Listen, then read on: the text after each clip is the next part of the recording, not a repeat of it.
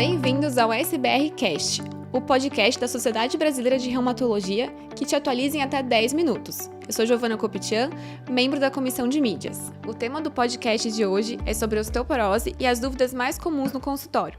Para isso, a gente trouxe a ilustre doutora Vera, professora da disciplina de Reumatologia da Escola Paulista de Medicina e membro da diretoria executiva da SBR. Muito prazer, doutora Vera. É um prazer muito grande estar aqui hoje com você, Giovana, e também com a sociedade. Doutora, vamos começar com uma pergunta que gera muita dúvida na prática de todo mundo nos consultórios. Pacientes veganos e vegetarianos, como lidar com a dieta desses pacientes para que não falte nenhum nutriente importante para a osteoporose? Então, é muito interessante esse tema, porque os vegetarianos, é importante a gente diferenciar o que é vegetariano e vegano. O vegetariano é aquele que realmente não consome nenhuma proteína de origem animal. E os veganos são aqueles que também não usam couro, mas é uma mais filosofia. Então, o que a gente fala na medicina mesmo, são as dietas vegetarianas, que são muito restritivas. E elas, esses pacientes, esses indivíduos, não são pacientes, né?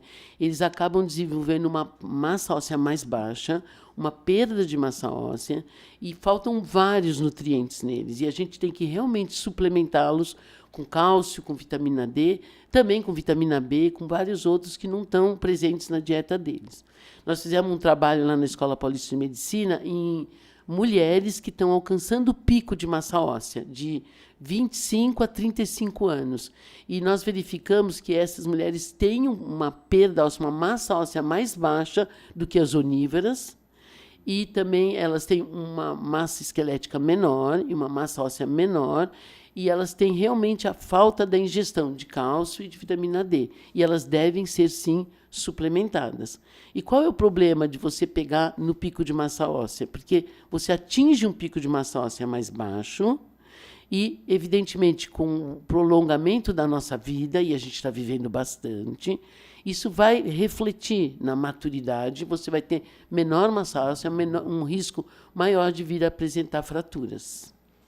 Perfeito, doutora. E às vezes essa paciente acaba nem acompanhando com o médico, não toma o suplemento e só vai descobrir isso muitos anos depois, né? Muitos anos depois, que aí já é tarde, né? Já é tarde. Aí essa paciente, eu estou chamando de paciente, mas é essa pessoa, né? Com esse hábito alimentar.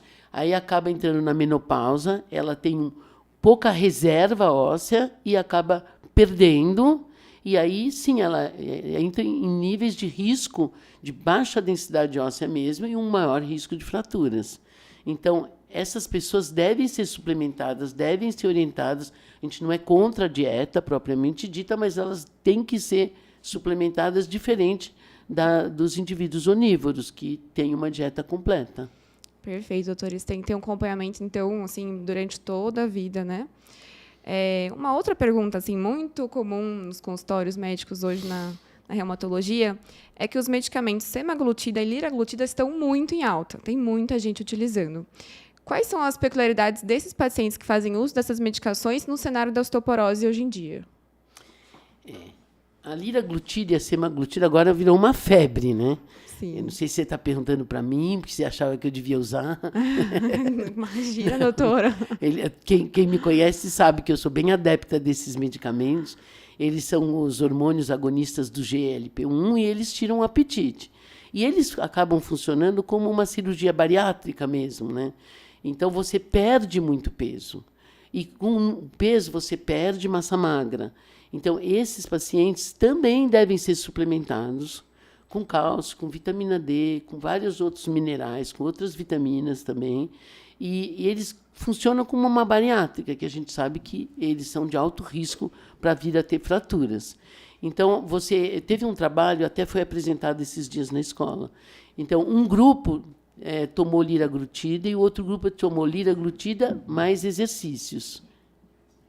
E o grupo que tomou só liraglutida perdeu muito mais massa óssea do que o grupo que fez liraglutida mais exercícios resistidos.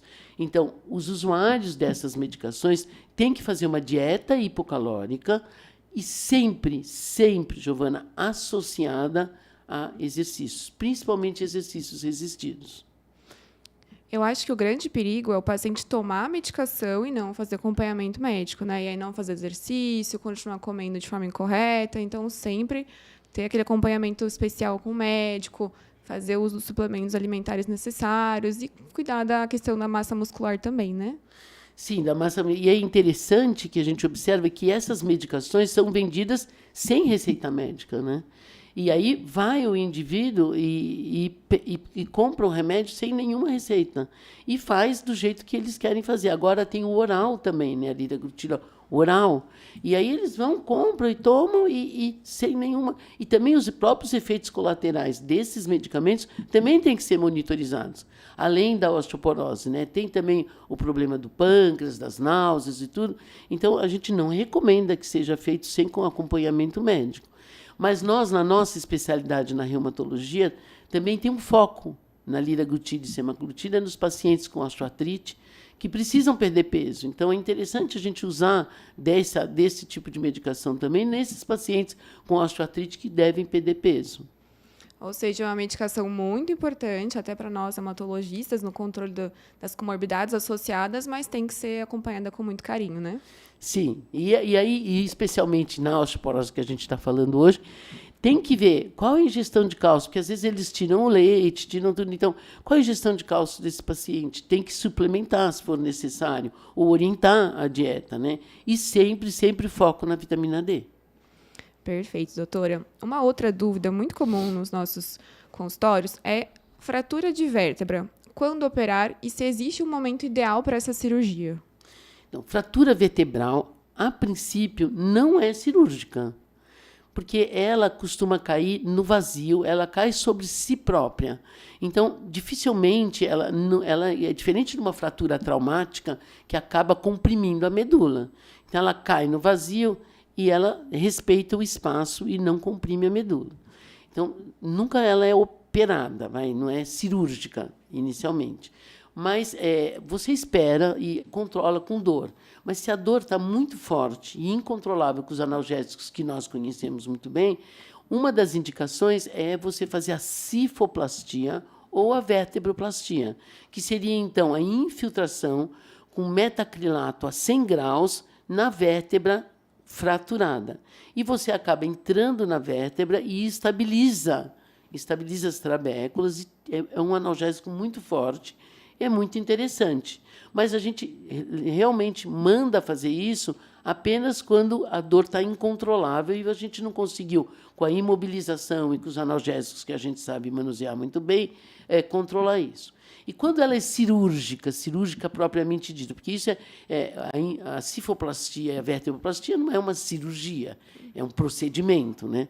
E cirúrgica mesmo, que você vai botar os pininhos, estabilizar, é quando você tem uma instabilidade daquele lugar e que está correndo o risco de você comprimir a medula. Aí, nesse momento, é o momento ideal que a gente tem para realmente pedir para os nossos colegas ortopedistas estabilizarem a coluna do paciente. Perfeito, doutora. Obrigada por tirar nossas dúvidas. Foi um prazer imenso estar com você hoje. E a gente encerra aqui mais um podcast da SBR. Muito obrigada. O prazer é todo nosso. Um beijão a todos.